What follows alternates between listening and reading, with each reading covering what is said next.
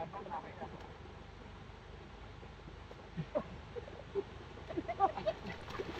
Guys, आज चाहिँ हामीहरू जाँदैछौँ नदीमा नुहाउनलाई। हामी चाहिँ 3 जना मिलेर हामी आफ्नो घरदेखि तालसम्म हामी 3 जना गयौँ यहाँबाट।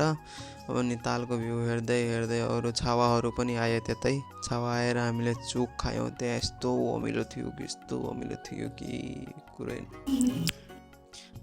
अनि छावा पनि आएर हामी हिँड्दै हिँड्दै नदीसम्म पुग्यौँ। अनि नदीको किनारा जाँदै थियौँ। उताबाट एउटा ट्रक पनि आयो र हामीले त्यसलाई पनि हाम्रो भ्लगमा देखायौँ।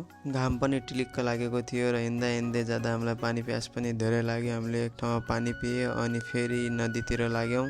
पानी देख्ने बित्तिकै हामीलाई कति छिटो नुहाउँ जस्तो लाग्दै थियो। पानी पनि एकदम धेरै चिसो थियो र हाम्रो दाजु चाहिँ छिटो गइहाल्नुभयो पानीमा अनि फत्याङ गरेर नुहाउनु भयो।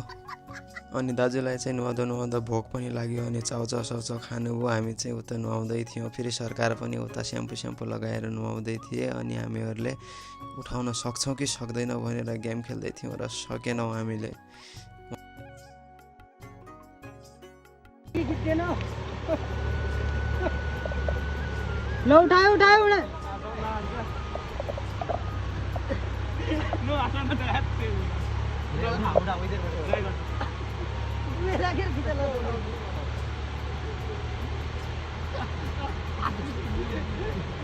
अरे उठायो यार, उठायो